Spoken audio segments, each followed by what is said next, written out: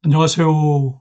말씀과 함께 새롭게 오는 소망의 아침입니다. 어느 무명인은 우리가 성경을 붙드는 단계를 넘어 성경이 우리를 붙들 때 진정으로 우리 삶이 편하게 된다라고 이야기합니다. 호세아 14장 1절로 9절까지 말씀을 본문으로 하여 말씀으로 돌아갈 때 주어지는 복된 약속이라고 하는 주제로 함께 은혜를 나누길 원합니다. 우리는 호세아서를 함께 묵상하며 오늘 마지막 14장을 함께 나누며 마무리하게 됩니다. 호세아서는 자기 백성을 향한 하나님의 사랑과 언약의 신실하신 하나님이 그들을 회복시키실 것임을 알리고 있습니다. 그럼에도 북이스라엘은 아수르를 통해 하나님이 심판하실 것이라는 예언대로 패망했습니다. 하나님이 진정 바라신 것은 그들의 패망이 아니라 회개였습니다. 호세아와 음란한 아내 고멜은 하나님과 이스라엘의 관계를 상징적으로 보여줍니다. 하나님은 우상 숭배에 빠진 이스라엘을 향해 심판을 예고하시면서 그분께로 돌아오기를 촉구하십니다. 하나님이 택하신 백성은 그분의 언약적 사랑과 긍휼의 수혜자가 되어 지은 죄를 용서받고 회복을 경험합니다. 이와 같은 말씀을 전하기 위한 호세아서의 핵심 구절은 2장 23절에 긍휼히 여김을 받지 못하던 자를 긍휼히 여기며 내 백성 아니었던 자에게 향하여 이르기를 너는 내 백성이라 하리니 그들은 이르기를 주는 내 하나님이시라 하리라 하시니라고 말씀합니다. 우리는 지난 본문 호세아 13장 1절로 13절에서 교만이 어떻게 하나님을 잊게 하고 결국 불행과 심판을 자초하는지를 살펴보았습니다. 북이스라엘의 중심지파 에브라임은 하나님이 주신 복을 누리면서도 우상에 빠졌고 하나님의 징계에도 돌이키지 않았습니다. 그 결과 하나님은 그들을 아침 구름과 같이 굴뚝의 연기처럼 사라지게 하셨습니다. 그 말씀을 묵상하며 우리는 이런 질문을 나누었습니다. 나는 교만이 자라지 않도록 어떻게 내 마음을 지키고 있는가? 하나님보다 다른 힘과 사람을 더 의지하고 있지는 않은가? 그 질문에 대답하기 위해 우리는 어떻게 생각하고 실천하려는 노력을 하고 있습니까? 오늘 본문은 심판 선언으로 끝나지 않습니다. 하나님은 오히려 백성에게 돌아오라고 부르십니다. 그리고 돌아오는 자에게 복된 약속을 주십니다. 첫째, 돌아오라는 하나님의 초대입니다. 본문은 이렇게 시작합니다. 이스라엘아, 내 하나님 여호와께로 돌아오라. 돌아오라는 부르심은 단순한 위치 이동이 아니라 마음과 삶의 방향 전환입니다. 하나님께서 요구하시는 회개는 단순히 감정적인 후회가 아니라 죄에서 돌아서 하나님께로 향하는 결단입니다. 하나님은 회개하는 백성에게 구체적으로 이렇게 기도하라고 하십니다. 모든 불의를 제거해 주옵소서. 우리가 입술의 제사를 주께 드리리이다. 이는 번제나 속죄제보다 하나님께 향한 진실한 고백과 찬양이 더 중요함을 보여줍니다. 신학자 메투엘리는 참된 회개는 죄의 용서를 간구하며 동시에 하나님을 향한 헌신을 새롭게 한다고 말합니다. 우리의 허물과 죄악을 하나님 앞에 고백하며 죄의 용서를 간구하는 참된 회개와 하나님을 향한 헌신의 삶으로 주신 사명을 감당해야 합니다. 둘째, 회복의 약속입니다. 하나님은 돌아오는 백성에게 이렇게 약속하십니다.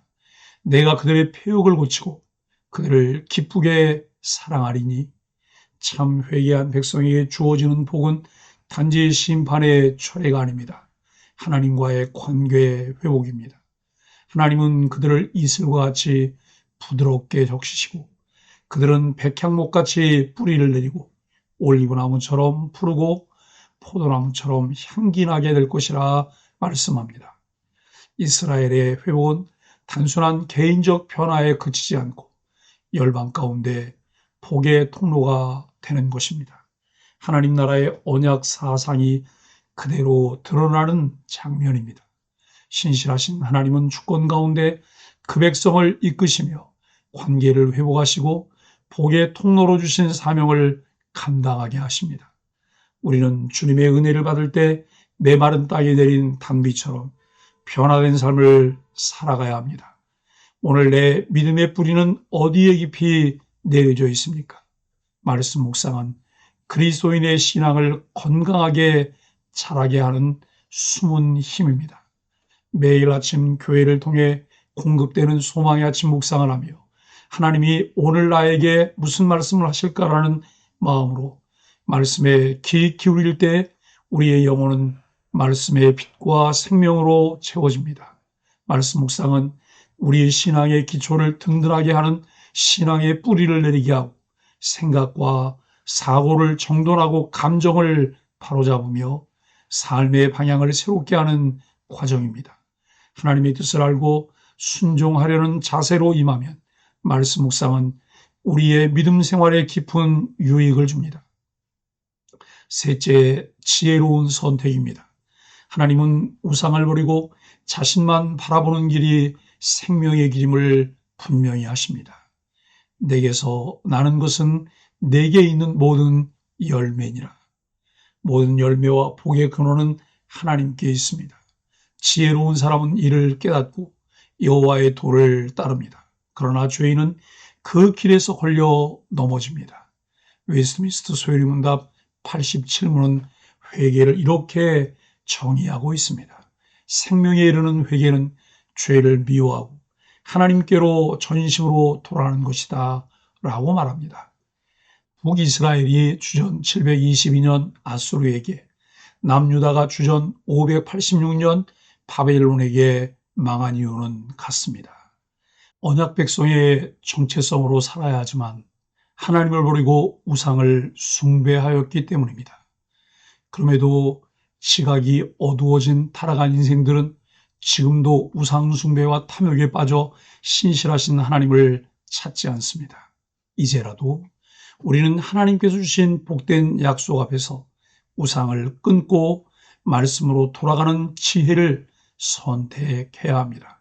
사랑하는 소망의 가족 여러분, 오늘 본문이 우리에게 주시는 메시지는 분명합니다. 하나님은 심판 후에도 돌아오라고 부르십니다.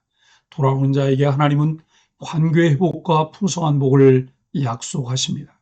참된 지혜는 말씀으로 돌아와 하나님만 의지하는 것입니다.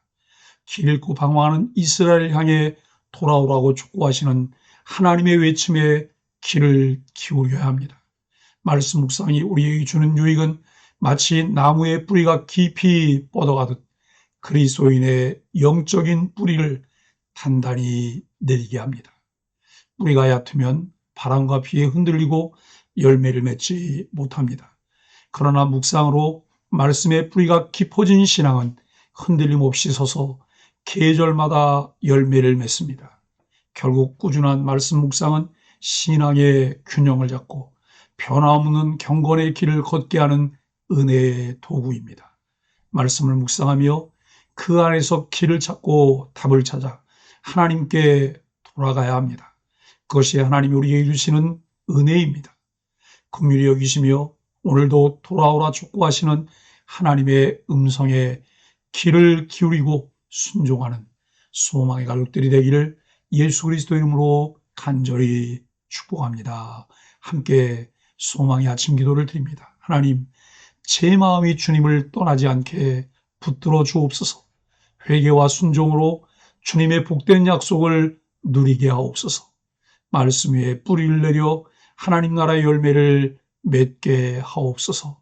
예수님의 이름으로 간절히 기도합니다. 아멘.